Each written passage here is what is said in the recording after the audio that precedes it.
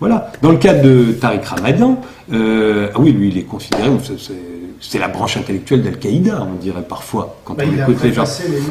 Non, mais non, mais je voudrais savoir que quelqu'un me dise. Enfin, il a eu le débat sur mon plateau.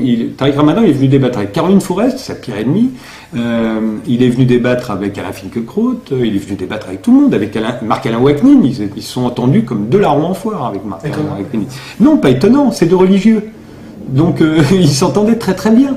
Ils avaient des visions très communes. Alors l'un est musulman, l'autre est juif, mais ils s'entendaient très bien. Il est venu discuter de tas de choses, Tariq Ramadan, dans mon émission. C'est un intellectuel très intéressant, qu'on soit d'accord ou pas d'accord avec lui. Mais le procès qu'on lui fait, à savoir qu'il dirait des choses que personne n'a entendues et que personne n'est capable de citer, qu'il dirait des choses atroces en arabe, dans les banlieues. Allez parler arabe dans les banlieues, vous allez voir si on vous comprend. Et qui serait la branche intellectuelle d'Al-Qaïda, alors qu'il ne cesse de dire... Enfin, je veux dire, il est passé très souvent à la télé, je ne suis pas le seul à l'avoir invité. Citez-moi un passage de Tariq Ramadan qui soit problématique et qui soit même eu égard à la loi républicaine. Il n'y en a aucun.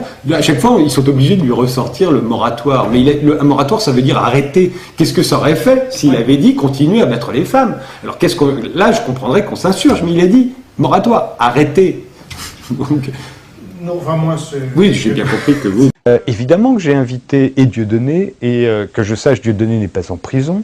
Dieudonné donne des spectacles, c'est un humoriste. Les salles sont pleines. Il fait le zénith, etc., etc.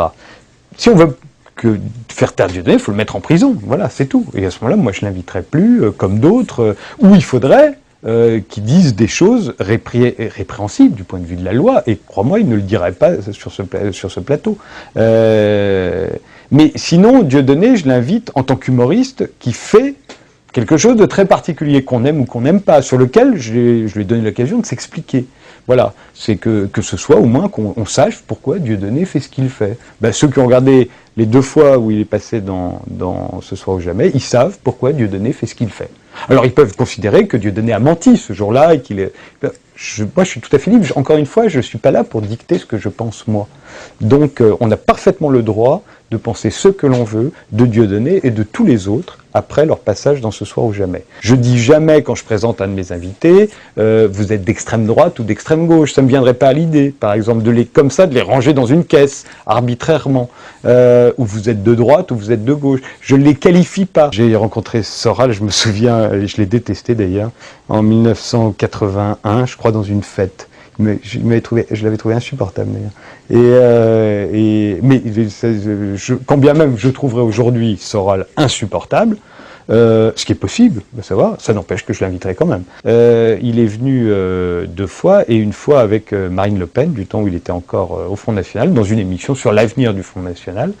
Visiblement, l'avenir du Front National se fera sans Alain Soral, et on voyait bien dans cette émission qu'il incarnait une posture, une stratégie, une tactique au Front National. Visiblement, cette tactique n'a pas été conservée puisqu'il est parti du Front National. J'inviterai vraisemblablement une autre fois Alain Soral, d'ailleurs, sur un sujet sur lequel il me paraît intéressant. Quand tu ne fais pas l'actualité culturelle, que tu fais l'actualité, tu vas chercher comme invité les gens qui te semblent les plus aptes à dire quelque chose d'intéressant sur ton sujet. Quand on parle de l'extrême droite, il me semble qu'Alain Soral est particulièrement intéressant sur ce thème. Qu'on me cite toujours les mêmes, Dieudonné, Soral, etc. Mais enfin, j'ai invité des tas de gens que personne d'autre n'invite. Guy Millière, qui est on va dire, l'intellectuel français le plus bouchiste. Avant, il était réganien et bouchiste, le plus néoconservateur façon américaine. Il est venu très souvent dans mes émissions, et il a dit d'ailleurs que c'était la seule émission où on l'invitait, où on le laissait parler. Je pourrais citer des dizaines et des dizaines de gens d'avis très très différents qui sont venus dans cette émission, qui sont des contestataires, parce que Guy Milliard, c'est ce que j'appelle un contestataire. Aux États-Unis, il aurait fait partie de la majorité, mais chez nous, c'était le contestataire, qui sont venus dans cette émission et auxquels personne ne me fait jamais allusion. J'ai eu l'occasion d'écrire, d'ailleurs, tout le bien que je pensais de l'écrivain avant même de le connaître, c'était dans Actuel à l'époque, et il se trouve que par la suite, mais longtemps après, on est devenus assez proches, assez amis, et c'est à cette occasion qu'il est devenu le parrain de mon fils.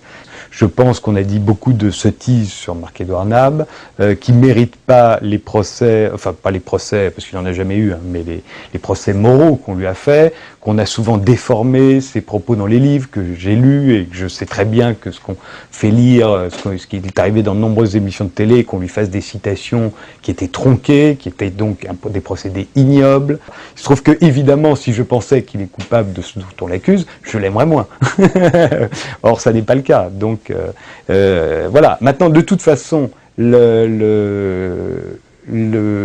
haute estime dans laquelle je tiens l'écrivain n'a rien à voir avec ses choix politiques, parce que Dieu sait s'il en a, c'est quelqu'un de très politique. Voilà, c'est tout. C'est comme ça. Ça n'empêche pas l'immense admiration que j'ai pour l'écrivain. Je le trouve très, très brillant à la télé.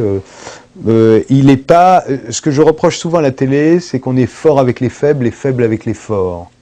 J'ai pas l'impression qu'il tombe dans ce piège-là, c'est-à-dire d'être très soumis face à des gens puissants par leurs relations, par leur entre-gens, par leur intellect. Donc il serait soumis face à eux, et puis au contraire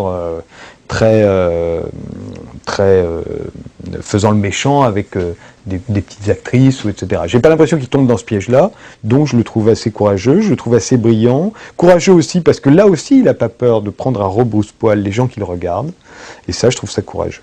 Si je fais une émission sur le terrorisme dans les années 70, le terrorisme pro-arabe, pro-palestinien ou d'extrême gauche, évidemment, des gens comme Jean-Marc Rouillant ou Carlos, s'ils étaient en liberté, j'aurais envie de les inviter pour qu'ils me disent pourquoi ils ont fait ce choix-là. Voilà, ça m'intéresserait. J'aurais aimé avoir le temps de l'inviter, Jean-Marc Rouillant, mais il se trouve qu'il a dit quelque chose qu'il ne devait pas dire, où la loi lui interdisait de s'exprimer sur ce sujet alors qu'il était en liberté conditionnelle. Il a choisi de s'exprimer quand même, de retourner en prison. C'est son droit, hein, la preuve. Et maintenant il est en prison, il est évident que je ne vais pas inviter Jean-Marc Rouillant. Si demain il ressort de prison, j'inviterai peut-être Jean-Marc Rouillant, en dépit du fait que Jean-Marc Rouillant a tué des gens. Voilà.